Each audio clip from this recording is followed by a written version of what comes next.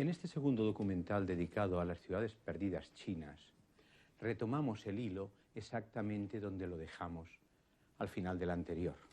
Es decir, aquel momento en que el emperador Mingguang, no pudiendo soportar la pérdida de su amada Yang Guifei, se decide a no comer y se deja morir. Por las fechas en que Mingguang había decidido dejar el gobierno en manos de favoritos para dedicarse a amar a su favorita, el imperio Tang había alcanzado su máxima extensión. Pero, a consecuencia de la rebelión de An Lushan y de la guerra civil que le siguió, el imperio chino cayó en el caos y la decadencia duró siglo y medio. Finalmente, el año 906, la dinastía Tang fue derrocada y Chang'an perdió su capitalidad para siempre.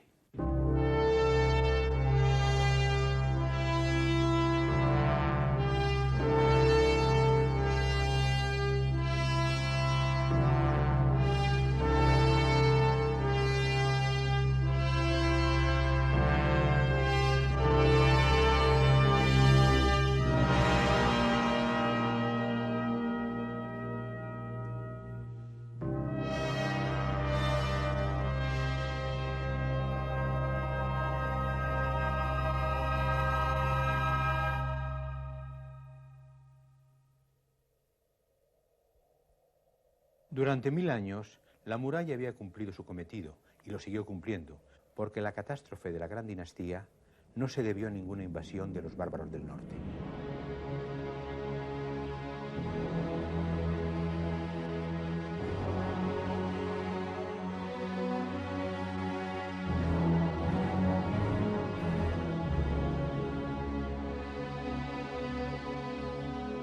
El hundimiento de los Tang se debió principalmente a la corrupción de las clases altas, que además, después de despojar a los campesinos de sus tierras, los sometieron a una semiesclavitud. Estos se rebelaron y en medio de violentos combates y saqueos, el país cayó en el caos. China perdió su imperio y ella misma se fragmentó.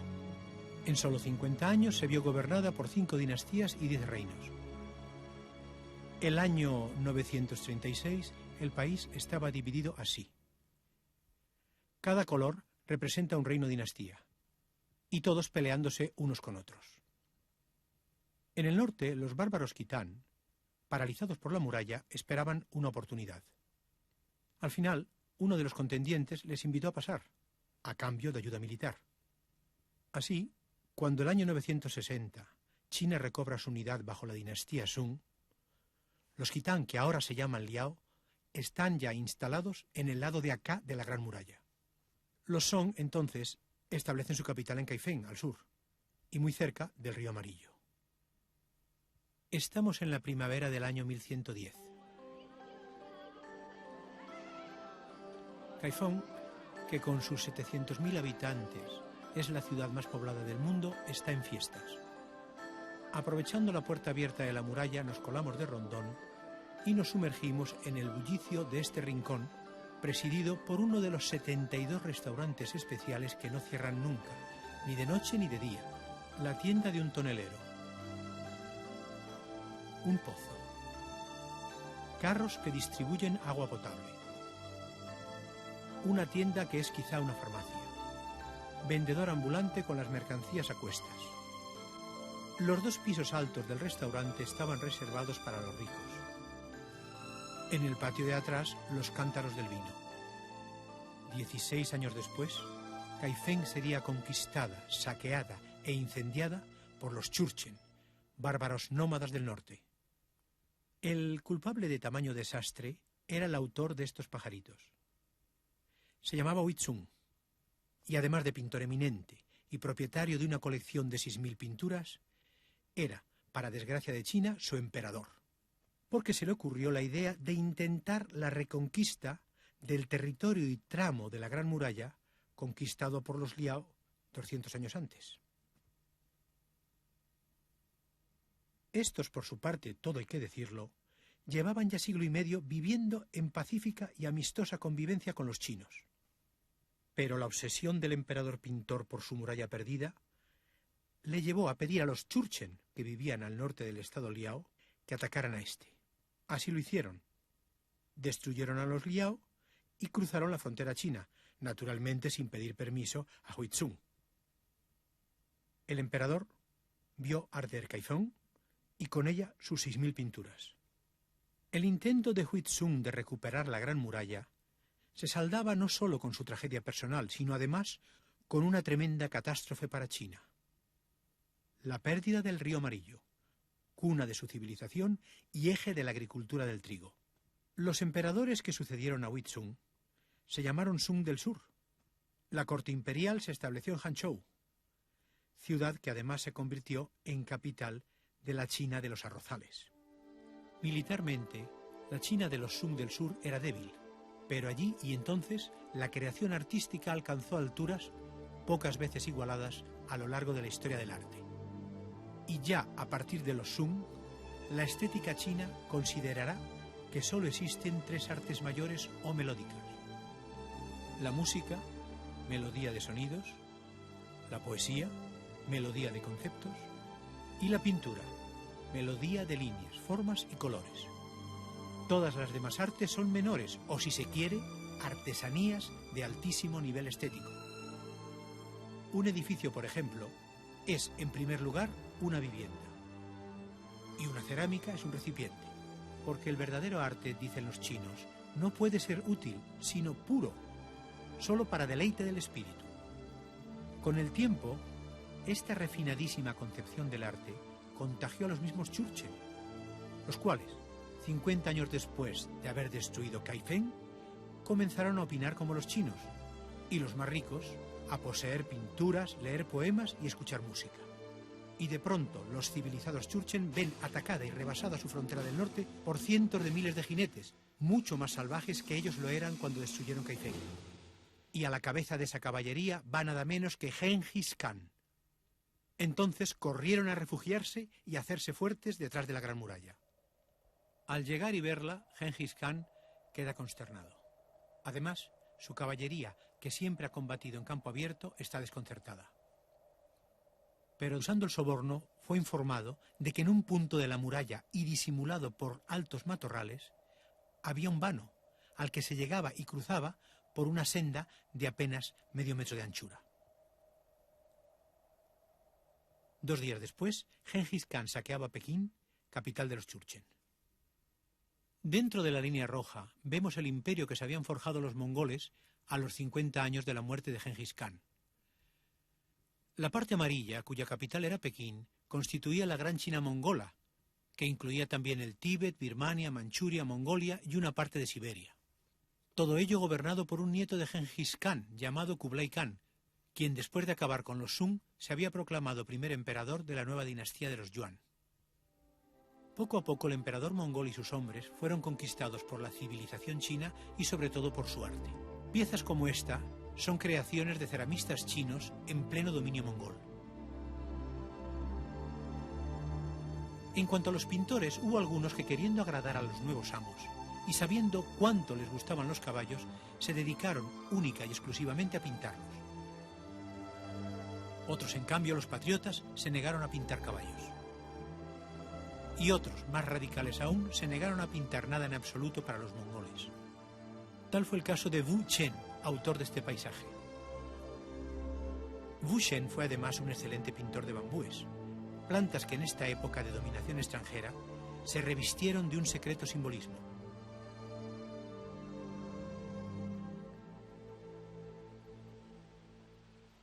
El bambú, como el patriota, se inclina cuando sopla el vendaval, pero no se rompe, y una vez pasado el huracán, se endereza, incólume.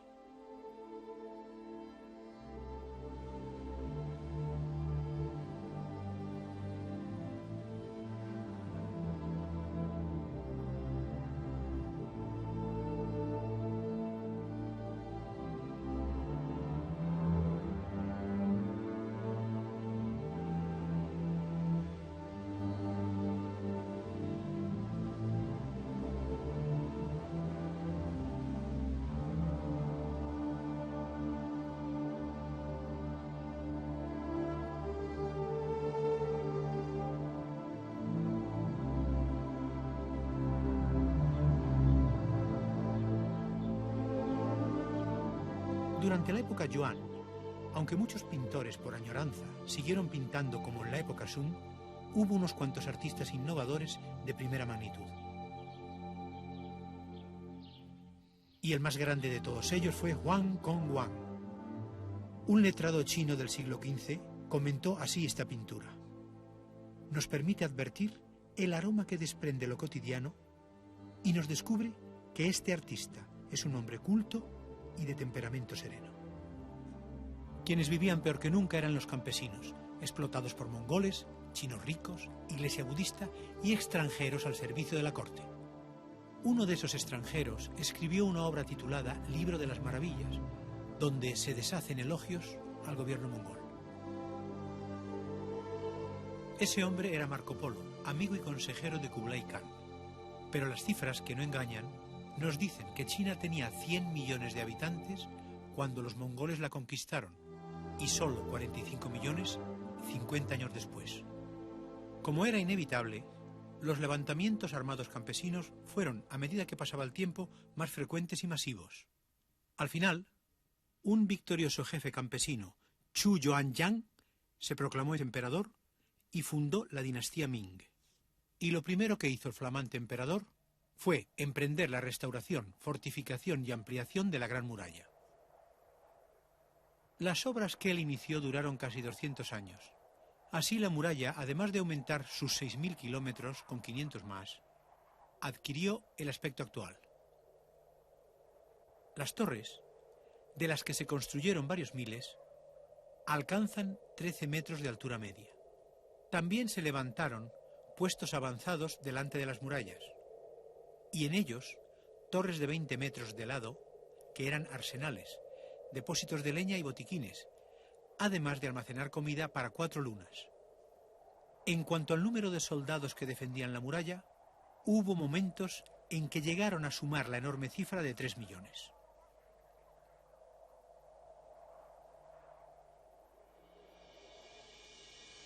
Y siguió floreciendo el arte en China.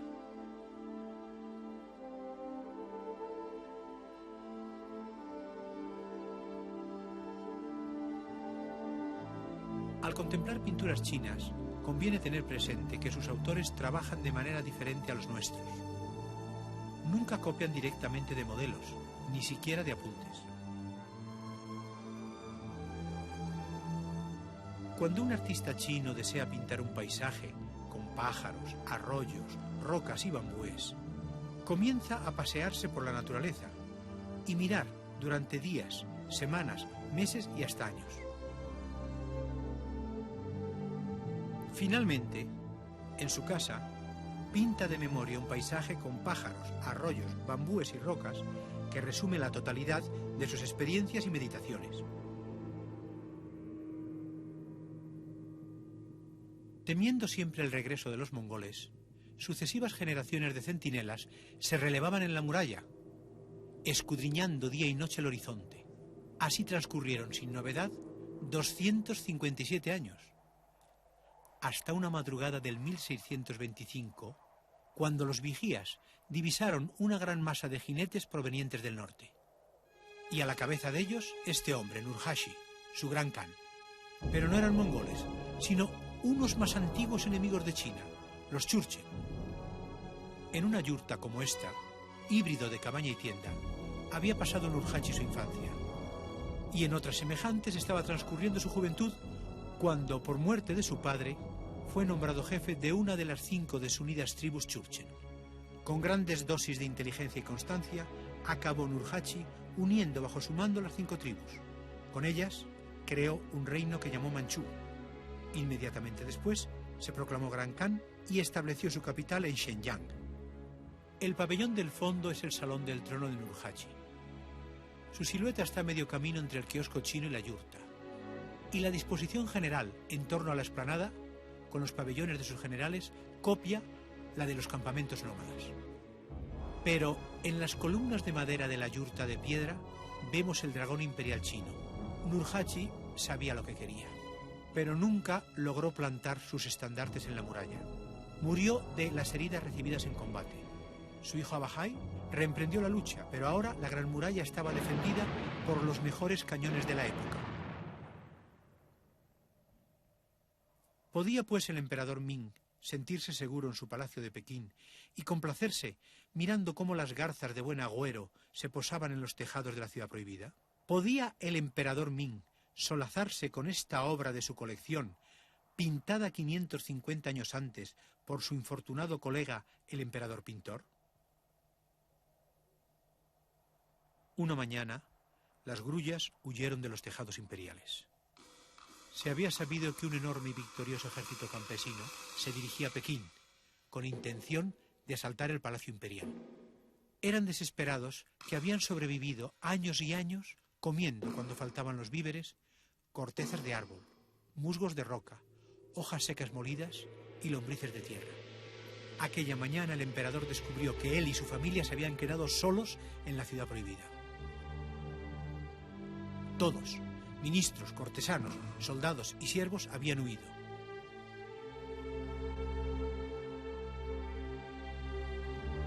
La emperatriz se suicidó ante los ojos de su marido. El emperador mató con su propia espada a su hija adorada, una dulce princesa, para evitar que los campesinos la ultrajaran. Luego, vestido de cualquier forma, corrió hacia la colina que se alza frente a los palacios imperiales. Pero, ¿dónde puede ocultarse un emperador? Buscó un árbol adecuado y se ahorcó. Así acabó el último emperador chino de China. Aquí estaba exactamente ese árbol.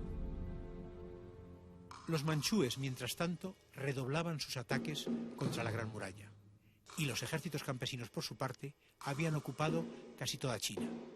Fue entonces cuando aquí, en el paso de Shanghaiquan, en el preciso lugar donde la Gran Muralla se encuentra con el mar, se consumó la gran traición. El aristócrata general imperial que defendía la zona, viéndose entre por un lado el ejército campesino y por el otro un ejército mandado por un emperador, abrió las puertas a los manchúes a cambio de ayuda para aplastar a los plebeyos. Así los manchúes entraron en China y aplastaron a los ejércitos campesinos, pero no se detuvieron y ocuparon Pekín. Sun Chi, el emperador manchú, se proclamó emperador de China, abandonó Shenyang y estableció su corte en la ciudad prohibida. La conquistadora Manchuria pasó pues a convertirse en provincia y Shenyang fue y sigue siendo su capital. El mausoleo del fundador de la dinastía Qin, hijo de Nurhaci y padre del conquistador y nuevo emperador de la China, es el monumento más bello de los innumerables que la historia ha dejado a Shenyang. El túmulo señala el lugar donde, en un palacio subterráneo, todavía sin excavar, reposa su cuerpo. Todo es sustantivamente chino en este conjunto monumental.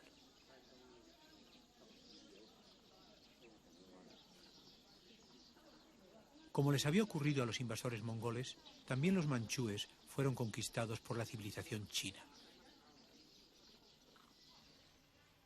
La Shenyang de hoy es un gran centro industrial donde se fabrica desde maquinaria pesada, carros armados y aviones, hasta televisores y productos farmacéuticos. Los estilos de los edificios reflejan las vicisitudes de su historia moderna. Los rusos fueron dueños de Shenyang entre 1895 y 1905. Luego los japoneses controlaron la provincia hasta 1945. Además, unos cuantos aristócratas alemanes se construyeron aquí grandes palacios. Este es uno de ellos. Alberga en la actualidad el Museo Regional. Entremos a visitarlo. Junto al vestíbulo, una exposición de paisajes del artista contemporáneo Qin Shaojing, un académico que se esfuerza por mantener viva la, a nuestro parecer ya exhausta, tradición de la pintura paisajística china. En esta sala pueden comprar los visitantes libros de arte, reproducciones de pinturas y esculturas, y sobre todo, materiales de pintura y dibujo.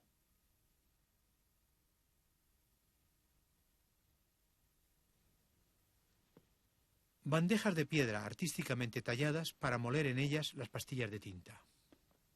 Aunque destinadas a ser trituradas y disueltas en agua, las pastillas de tinta china se venden artísticamente decoradas. La tinta negra ha sido siempre el pigmento favorito de los pintores chinos. Según se la diluya menos o más, ofrece una gama que va del negro intenso aterciopelado al gris plateado luminoso. Los colores se emplean con mucha parsimonia. Y en buena parte de las obras maestras de la pintura china se ha prescindido de ellos. Por la cantidad y calidad de sus pinturas chinas, el Museo de Shenyang es uno de los 4 mejores del mundo. Hemos sido invitados a visitarlo, aunque para contemplar sus obras no vamos a tener que recorrer pasillos y salas. Nos las traerán a la mesa que están cubriendo con un paño de lino. Y es que en este museo no hay ni una sola obra colgada o expuesta, sea en vitrina o de cualquier otra forma. Las pinturas chinas son muy delicadas, al no estar ejecutadas sobre los sólidos lienzos de las nuestras, sino sobre seda y papel. Unas cuantas de las pinturas sobre seda que guarda este museo tienen más de 1300 años, y luego hay otras muchas que rondan los 1000. Vamos a ver ahora una que solo tiene 850 años. Se trata de un rollo horizontal titulado Paisaje de invierno con grajillas, y se desconoce el nombre de su autor. Hemos visto que las señoras llevan guantes, y ahora nos ponemos una mascarilla, casi como los cirujanos. Y es que todas las precauciones son pocas con obras tan valiosas. La mascarilla no solo protege a la pintura de nuestro aliento, sino también de eventuales gotitas de saliva. Es una lástima que la pequeña pantalla carezca de la adecuada definición que nos permite apreciar la riqueza de detalles y matices y la increíble maestría de la pincelada. La pintura paisajística china es una de las manifestaciones más altas de la sensibilidad humana. Pero los occidentales no podemos disfrutar de sus obras, porque nuestros libros escolares han ignorado siempre el ámbito cultural que las inspiró. Es totalmente imposible que un paisaje pintado chino nos hable si no sabemos un mínimo acerca del Tao, de Confucio y del budismo. En el mejor de los casos las apreciamos en cuanto a la forma como muy decorativas, y lo son. En cuanto al contenido nos parecen románticas, y no lo son. Porque la persona romántica trata siempre de divorciar sus deseos de la realidad, mientras que el pintor chino busca el Tao por medio de la fusión de los contrarios. Estas montañas en forma de pan de azúcar son muy frecuentes en las pinturas chinas, pero ¿existen de verdad en el mundo real? ¿O las han inventado los artistas?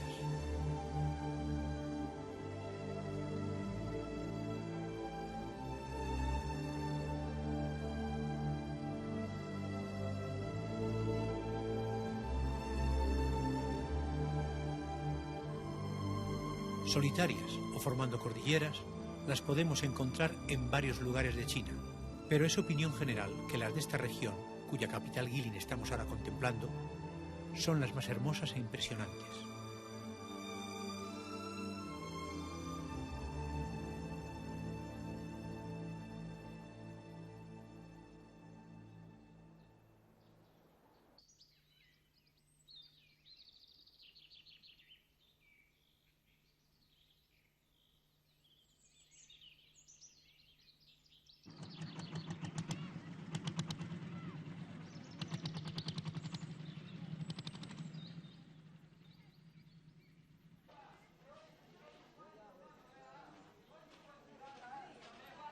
A causa de la belleza de las montañas que la rodean, esta ciudad de edificios anodinos atrae en primavera y otoño a legiones de turistas, en su mayor parte japoneses.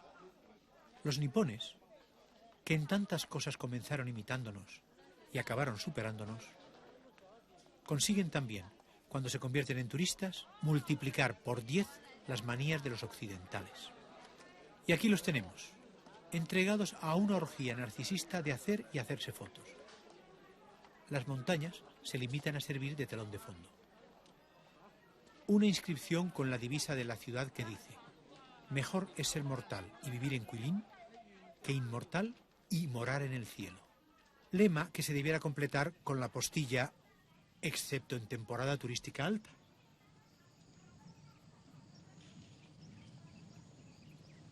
Abandonemos pues la ciudad y bajémonos al río.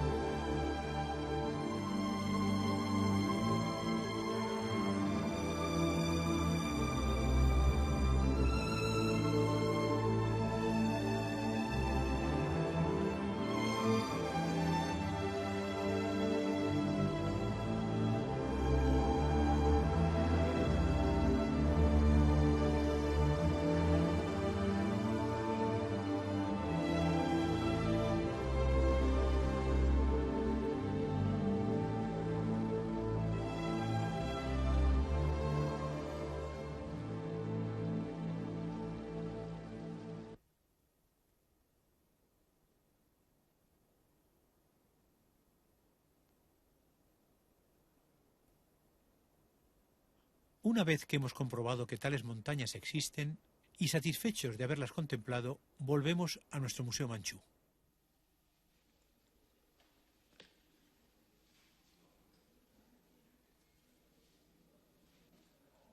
Un funcionario de espíritu elevado, apartado del mundo, medita. Así se titula esta obra. El retirarse de vez en cuando a una propiedad campesina era costumbre extendida entre letrados y altos funcionarios.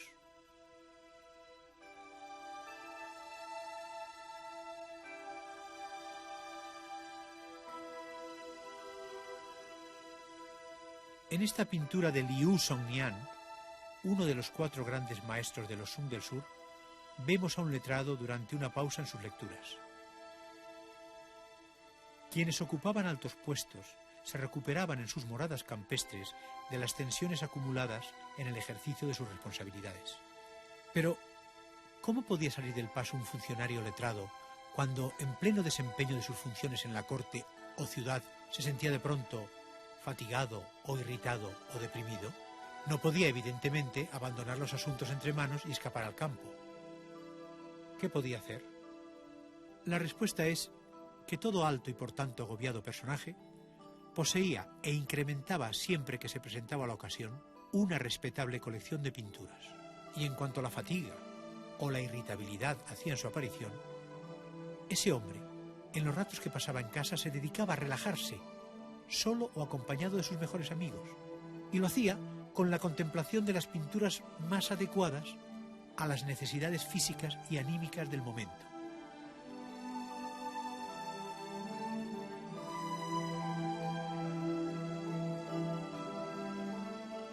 El lema era: si no puedes irte al campo, la obra de un buen pintor te lo puede traer a casa.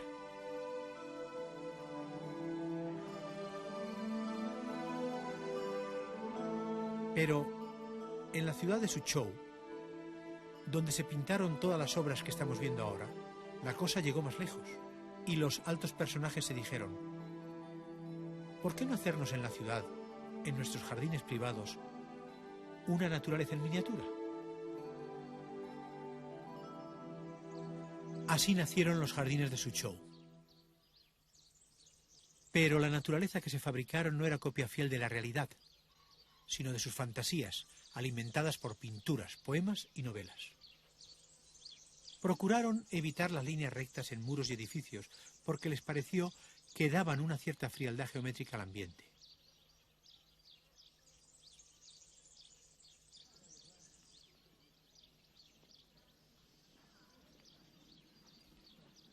Nos encontramos en uno de los 120 jardines naturaleza que se conservan en la ciudad.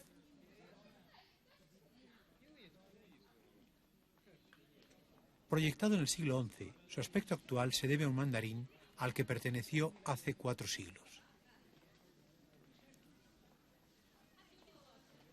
Estanques y rocas son imprescindibles en un jardín.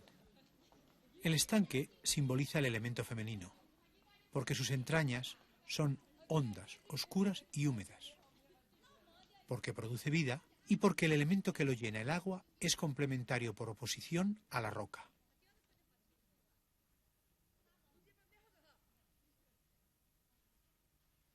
En el jardín, la roca simboliza la montaña, indestructible y eterna.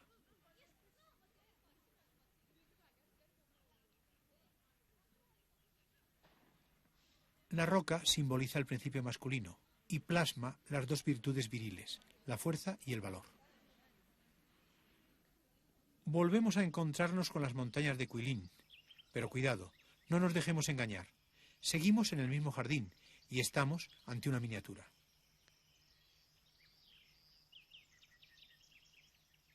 En este perfecto símbolo de lo masculino y lo femenino, armónica e inseparablemente unidos, la montaña más alta solo mide 3 metros y el lugar más profundo del lago apenas 1 palmo. Decimos adiós al jardín con una visita a estos arbolitos, que los japoneses llaman bonsai, y los chinos, que fueron sus inventores allá por el año 1000 de nuestra era, llaman penjin. Muchos de estos árboles enanos tienen más de 100 años. Y algunos han rebasado los 3 siglos de existencia, cuidados por generaciones de especialistas que han sabido, además, protegerlos de guerras, saqueos y abandonos. Con solo 600 metros cuadrados, edificios incluidos, este jardín llamado del Pescador es el más pequeño e íntimo de la ciudad.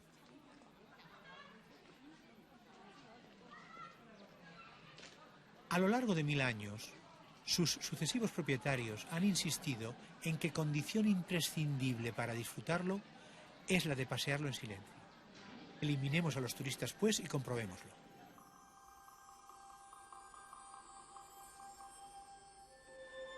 La ausencia de flores se debe a que estamos en invierno. Pero algunos entendidos chinos consideran que es la mejor estación para visitar el jardín, porque las flores aturden, mientras que desnudo nos deja ver y admirar la armonía con que fue proyectado y el perfecto equilibrio entre edificios, estanque, piedras, los diferentes tonos del verde, arbustos, ramas, árboles y sombras. Y sobre todo, esas ventanas deliberadamente concebidas como marcos.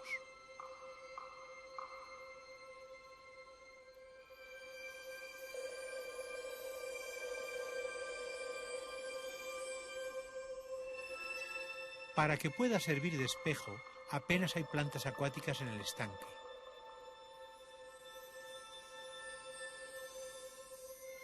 Dicen los chinos que resulta claro el simbolismo de estas plantas. Aun habiendo nacido en el fango, se puede llegar a ser puro y hermoso.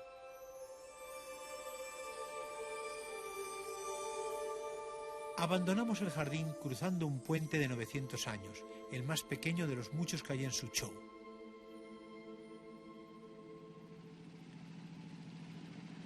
Este puente es el hermano mayor del que acabamos de ver. Los dos tienen más o menos la misma edad y ya habían cumplido los 200 años cuando Marco Polo visitó la ciudad.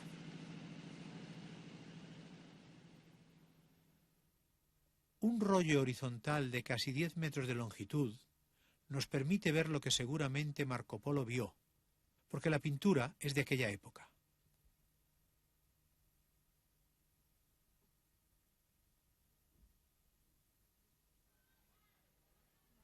Hoy es día de fiesta y estamos en Suzhou, a orillas del Gran Canal.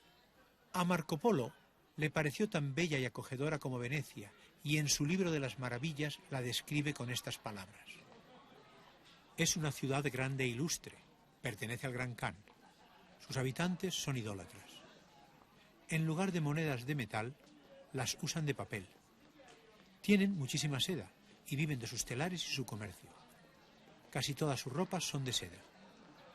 Los mercaderes son muy expertos y por eso hay muchos ricos. La ciudad es enorme y creo que su perímetro es de 10 leguas y tantos habitantes tiene que nadie ha podido contarlos nunca. Por suerte son pacíficos, no les gustan las armas, prefieren ser cultos mercaderes y finos conocedores de todas las artes. Hay también entre ellos filósofos eminentes y sabios médicos, muy conocedores de la naturaleza, que diagnostican con tino y recetan con acierto.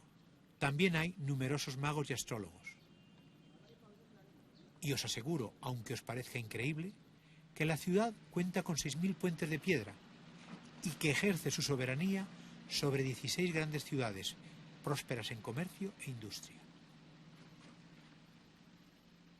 La Suzhou de Marco Polo debía en buena parte su prosperidad a dos circunstancias geográficas, que eran la de estar muy cerca de Hangzhou, capital de la China desde que 200 años antes los Churchen destruyeran Kaifeng, y la de que por ella pasase el Gran Canal o Canal Imperial, el canal navegable más largo del mundo. Sus obras comenzaron en el siglo VI. Une Pekín con Hangzhou y mide 1.700 kilómetros, comunicando además los cursos de los 3 ríos más importantes de China. Como algunos venecianos sospechaban, Marco Polo mentía en su libro de las maravillas, pero menos de lo que ellos suponían. Suzhou no tenía 6.000 puentes, sino 400. Pero hay que reconocer que ninguna ciudad europea de entonces, incluida Venecia, llegaba de lejos a esa cifra.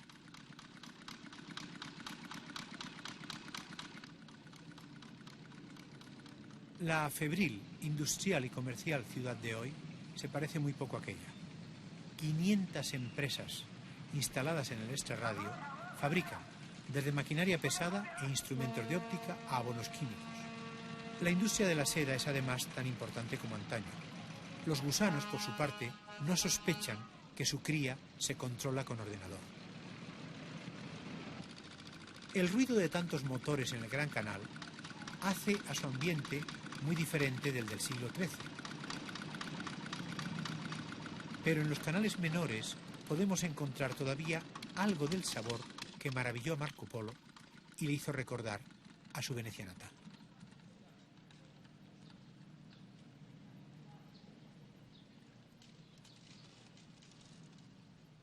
En este rinconcito del Gran Canal termina el rollo de la Suchó pintada y con él nuestra visita a la ciudad.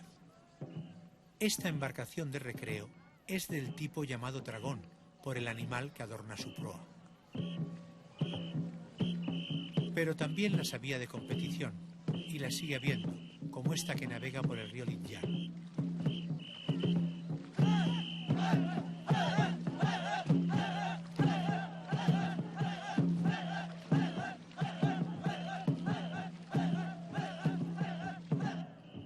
Pero ya es hora de que desembarquemos y nos internemos por los senderos de las montañas para conocer a los protagonistas principales de la historia de China.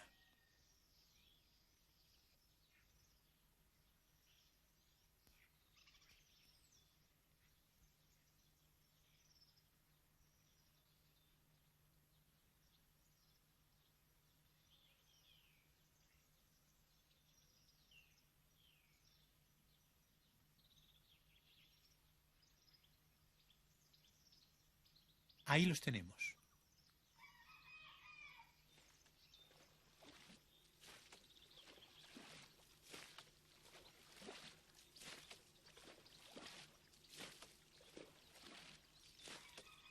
Aunque los campesinos chinos disfrutaron de algunos periodos de bienestar, la mayor parte del tiempo se les explotó, se les robó, se les usó como mano de obra en la Gran Muralla y sus sucesivas reformas. Se les hizo trabajar como peones en palacios de emperadores y nobles y en suntuosas casas de ricos. Se les dejó morir de hambre a millones y siempre que se pudo, se les diezmó cuando protestaron. Y sin embargo, sin ellos no habría existido jamás la espléndida civilización china. Por cierto, que lo mismo se podría decir de nuestros campesinos respecto de la también espléndida civilización occidental.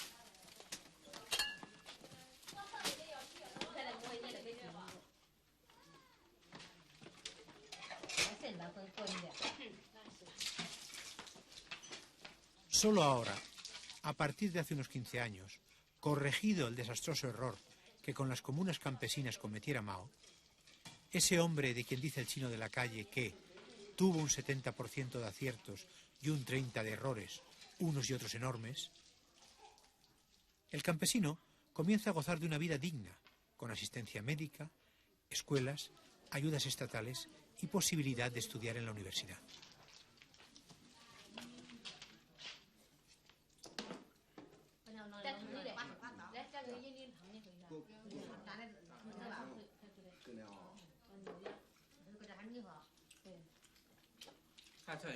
Y solo ahora, con el estómago lleno, los habitantes de esta perdida aldea han comenzado a apreciar, por primera vez en milenios, la belleza única e insuperable del lugar que habitan y trabajan.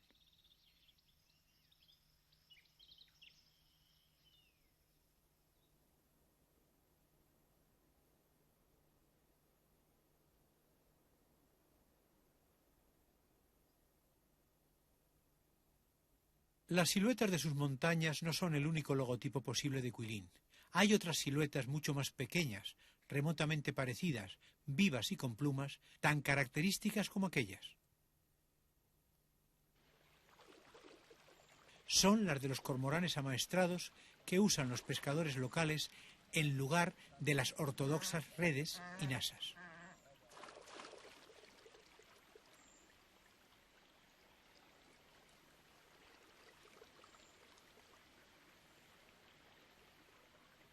Ahí va río abajo un pescador de Cuilín, con todo cuanto precisa para ganarse la vida. Una balsa de bambúes atados, curvados a proa, una gran canasta, un remo pértiga, un farol a popa y, lo más importante, 6 cormoranes. El cormorán salvaje, pariente próximo del pelícano, es habilísimo pescador y voraz engullidor de peces, y el hombre ha sabido aprovechar ambas características.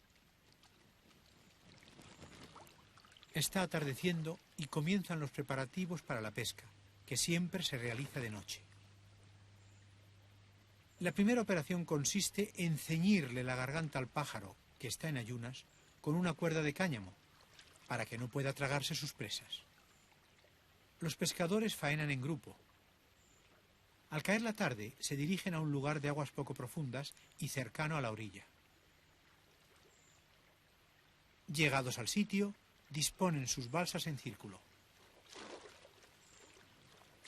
Las luces atraen a los peces y los cormoranes se van zambullendo.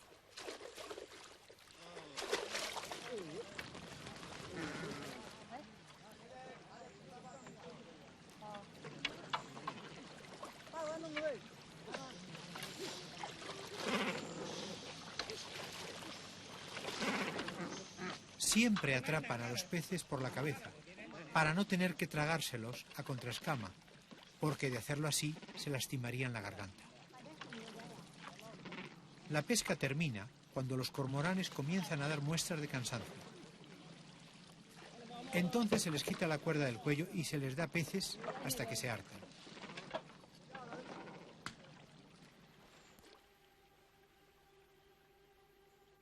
Estas hermosas montañas calcáreas y las innumerables grutas que albergan en sus entrañas son el resultado de un complicado proceso químico a lo largo de millones de años en el que la lluvia ha hecho de escultor. La gruta que visitamos ahora no es ni con mucho la más grande ni la más hermosa, pero sí la más popular, porque en ella, dicen las leyendas, habita un personaje mítico, Su Wukong, el rey de los monos. Héroe favorito de niños y adultos, protagonista de 1000 cuentos y del Viaje a Occidente, obra maestra de la novelística china. El rey de los monos nace de un huevo de piedra, lo que le hace ser viril y valiente. Recordemos el simbolismo de la roca.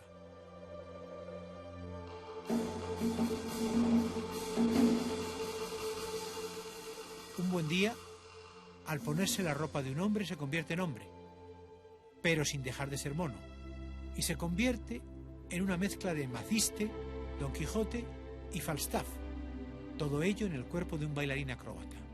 Su raíz animal lo emparenta con Harpo Marx y Arlequín, aunque se le descubren gestos de Chaplin y Keaton. Como pequeñísimo botón de muestra, veámoslo en acción en una de las varias óperas chinas que lo tienen como protagonista.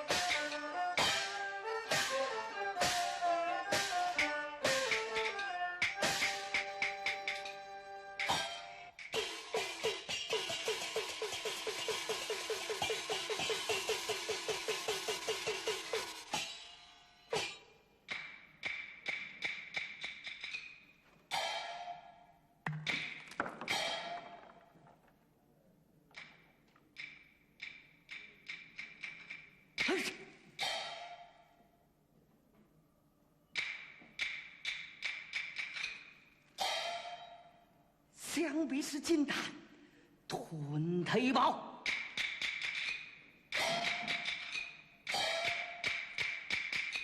嘿，安详谁人乎？说什么得意比金丹陈大道？老孙仆自当做朝斗儿叫一包。朝斗儿叫一包。